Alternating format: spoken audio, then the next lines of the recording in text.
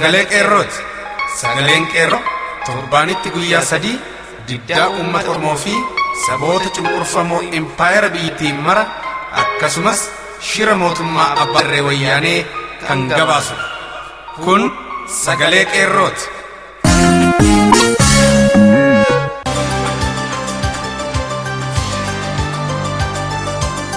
Caamsaa 22 bara 2016 harka fuune akkam jirtu kabajamoof jaallatamoo dhaggeeffattoota sagalee qeerroo.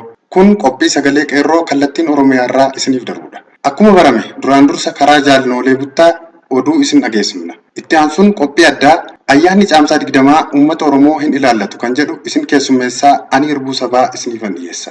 Walleen warraaqsaas qaama sagantaa keenyaati. Hanga xumura qophii keenyaatti nu waliin turaan affeerraa kooti. Amma sududumaan gara oduuttan isin dabarsa. Waraanni wayyaanee konkolaataan 10 dabalataan magaalaa Amboo irra qubsiifame. Magaalaa Ambootti daandiin keessaas waraana agaaziin qabamee jiraachuun himame. Sochiin warraaqsa biyyoolessaa Oromiyaa utuu wal irraa hin citin ji'oota 6ffaaf gaggeeffamuu fi Oromiyaan kallattii bulchiinsa waraanaa jala galtee waraanaan shororkeeffamaa fi hiraalfamaa jiraachuun itti fufee jira. Mootummaan abbaa irree wayyaanee gaaffii mirga abbaa biyyummaa fi dimokiraasii qeerroon barattoonni dargaggootni Oromoo fi waliigalatti uummanni Oromoo dhiyeeffachaa jiruuf deebii tokko illee kennuu dadhabuun biyyattii dirqisiisee waraanaan cabsee bulchuuf kan karoorfate ta'uu ifatti mul'isee jira. Kabajamaa fi gootni uummatni Oromoo afaan qawween hin bullu gaaffii keenyaaf tarkaanfiin waraanaa fi bulchiinsi waraanaa deebii ta'uu hin danda'u jechuun ejjennoo isaanii roga hundaan jabeeffachuun hanga gaaffiin mirga abbaa biyyummaa fi dimokiraasii nuuf kabajamutti sochiin akka dhaabbachuu hin dandeenye kallattii hundaan abbaa irree hubachiisuun warraaqsi fincila xumura gabrummaa godinaalee Oromiyaa cufa keessatti jabaachuun itti fufee jira. Kanuma irraa sodaa guddaa keessa galuun abbaan irree wayyaanee waraana dabalataan Oromiyaa irra qubsiisuu irratti argamaa jira jedha gabaasaan keenya qeerroo bakkichaa.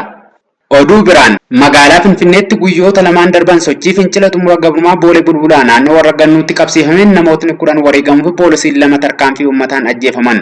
Duulli diigumsa manneen jireenyaa daran jabaachuun itti fufee. Magaalaa Finfinnee fi magaalota naannawaa Finfinneetti mootummaan abbaa irree wayyaanee duula manneen jireenyaa jiraattotaa humnaan buqqisuun wal qabatee caamsaa 18 bara 2016 magaalaa Finfinnee kutaa Boolee Bulbulaa bakka warra gannuu jedhamuun beekamutti uummanni utuu lubbuun jirru mana galmaa keenya konkolaataa doozaniin irratti hin diigdan qe'ee keenya irraa hin buqqaanu jechuun warraaqsa fincila xumura gabrummaa finiinsuun wal qabatee mootummaan abbaa irree poolisii federaalaa fi poolisii magaalaa Finfinnee hidhachiisuun uummatatti bobbaasuun uummata irratti dhukaasa banuun hanga ammaatti lubbuun jiraattota sagalee mormii dhageessisanii 10 olitti lakkaa'amu wareegamuu fi poolisootni 2 tarkaanfii uummanni irratti fudhateen ajjeefamuun ibsamee jira. Haa ta'u malee mootummaan wayyaanee gaaffii uummataa bakka hin qabnee fi deebii hin qabne tarkaanfii gara jabinaa isaa itti fufuun manneen jiraattotaa diiguu itti fufuun duulli manneen jiraattotaa buqqisuu kunis magaalaa Finfinnee fi magaalota naannawaa Finfinneetti argaman hunda keessatti gaggeeffamaa kan jiru yeroo ta'u sochiin uummataas gocha kan dura dhaabbachuu fi mootummaan kun bakka nu hin bu'u jechuun mormii jabaan itti fufee jira. Mootummaan wayyaanees mormii uummataan yaaddoo keessa galuun magaalaan Finfinnee yeroo ammaa kanatti haala akkaan sodaachisuu fi eegicha waraanaa jala jiraachuun ishee saaxilamee jira. Dhumarratti godina Horroo Guduruu Wallaggaa aanaa Guduruu keessatti fincila xumura gabrummaa mana barumsaa Kombolchaa sadarkaa 2ffaa fi qophaa'inaa daran jabaatee itti fufe. Gootonni barattoonni Oromoo aanaa Guduruu mana barumsaa qophaa'inaa fi sadarkaa 2ffaa gaaffii mirga abbaa biyyummaa gaafanneef deebiin nuuf haa kennamu sagalee keenya humni waraana ukkaamsuu hin danda'u baatii 6 guutuu waraanaan hiraarfamaa utuu jirru utuu torbee tokkoof iyyuu barumsa takkaa hin argatin akkamitti qorumsa fudhachuu dandeenya gaaffiin mirga abbaa biyyummaaf deebiin nuuf kennamuu qaba. Oromoo hidhuun ajjeesuu fi waraanaan hiraarsuun nurraa haa dhaabbatu waraanni biyya keenya gadhiisee gara mooraa waraanaatti deebi'uu qaba jechuun mormii isaanii jabeessuun itti fufanii jiraachuu fi waraanni agaazii fi poolisiin qora bittinneessaa jedhaman barattoota Oromoo hiraarsuu itti fufanii akka jiran odeessi qeerroo bakkichaa sagalee qeerroof ibsee jira. Oduun keenyarraa kanuma qophiilee hafan wajjin turtii gaarii.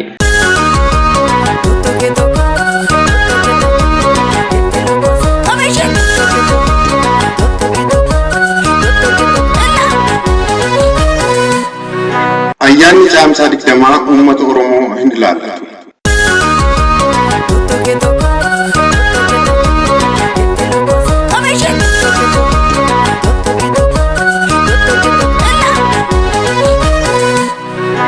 Akkuma beekamu baatiiwwan 6 darban irraa kaasnee haala sochii qeerroo fi uummata Oromoo Oromiyaa keessatti taasisaa jiruu fi ture yoo ilaallu yeroo itti uummanni Oromoo gabrummaan naga'a jedhee ifaan karaa nagaadhaan harka isaa qullaa mootummaa shororkeessaa ta'e hunduu dura dhaabbatee falmii isaa gaggeessaa har'a gahuun uummata beekamaa fi mootummoota addunyaa illee kan dammaqsedha.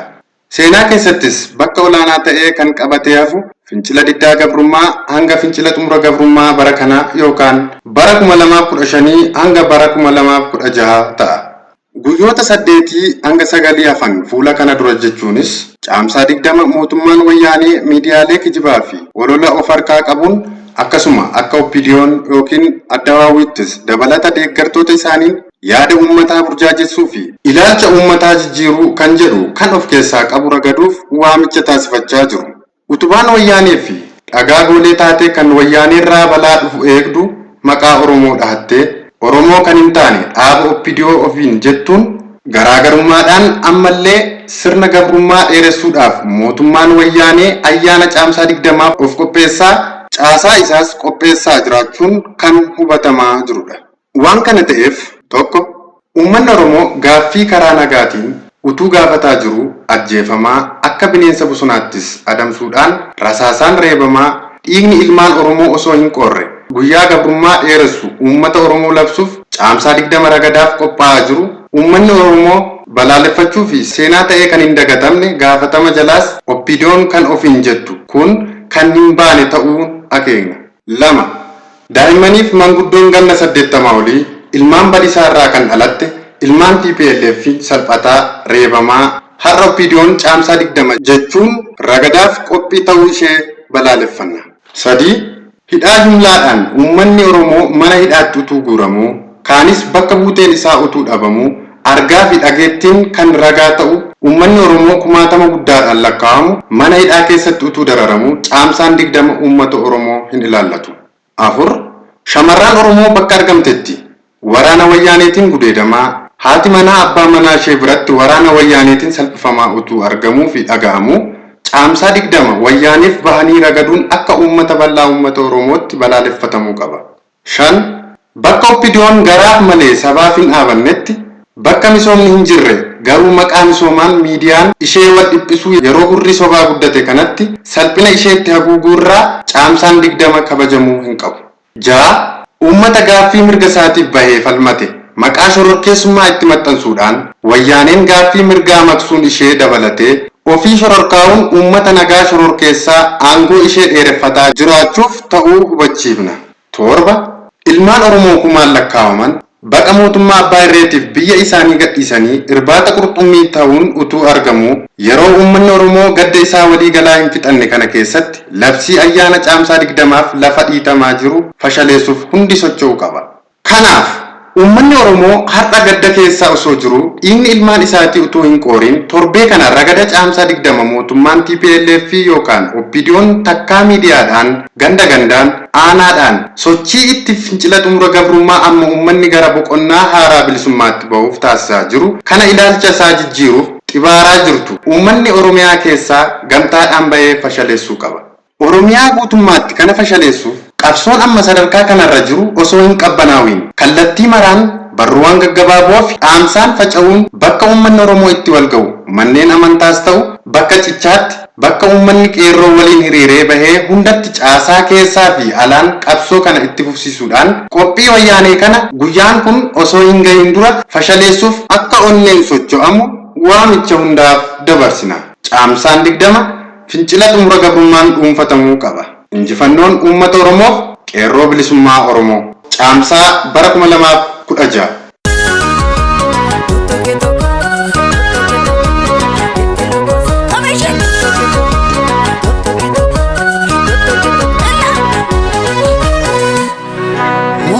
Farda jaarsaati sagoojen oolani darbattee jinfuun qabiin hiixannaan hin gaabbani diinattiin biyyaa baasu farda garmaamsee kaase abaabileen eeggate daangaa kaakayyuuf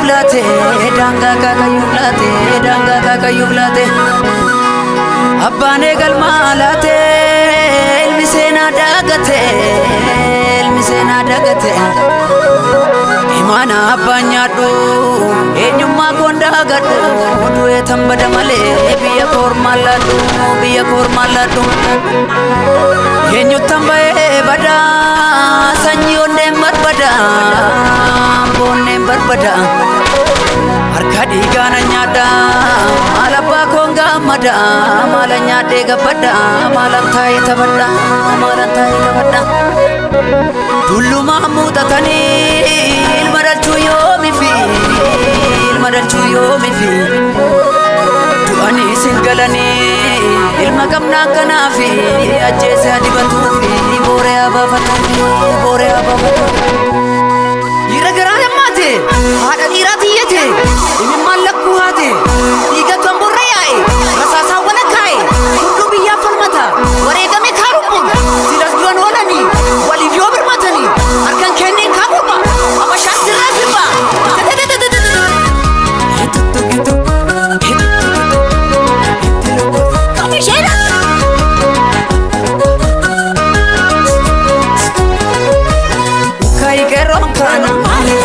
Danga darbe banda chilama fanarge kai gerro kana dina danga darbe banda chilama fanarge kai oromo kana oromia jirani abashato mungurani kai oromo kana oromia jirani abashato mungurani abe kabishan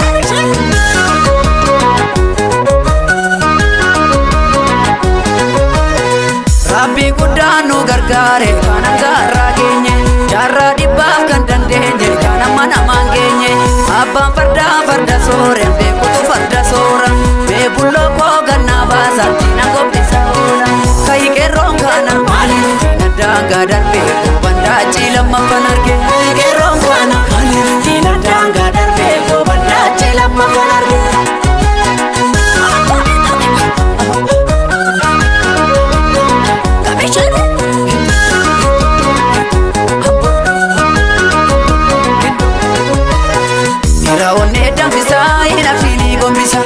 Badee durattu gadin jedhin kutattu Fadabinaan daalee ni onnataa jaalee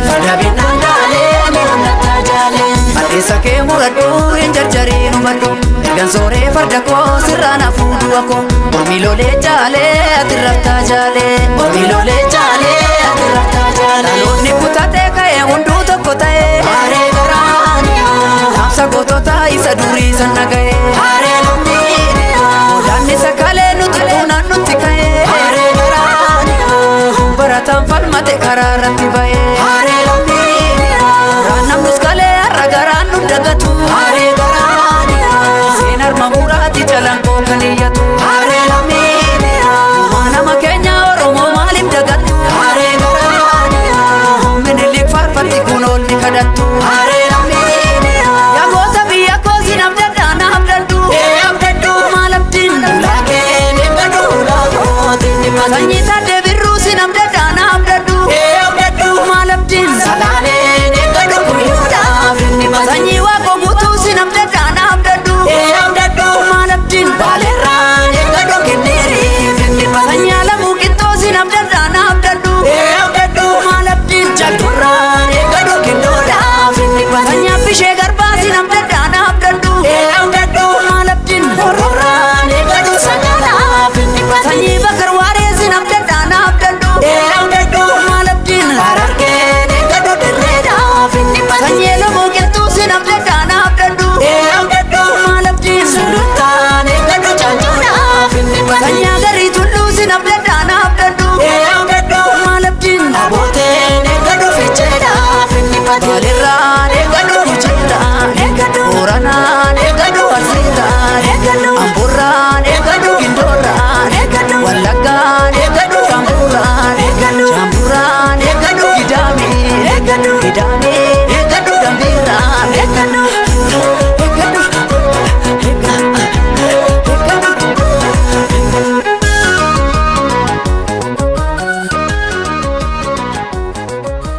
Sagantaa keenya guyyaa har'aaf jenne kanumaan goolabna. Waan nu dhaggeeffattaniif galanni keessan bilisummaa haa ta'u. Isiniin jechaa sagantaa biraan hanga wal agarru nagaan nuuf tura. Injifannoo uummata Oromoof gadaan gadaa bilisummaati.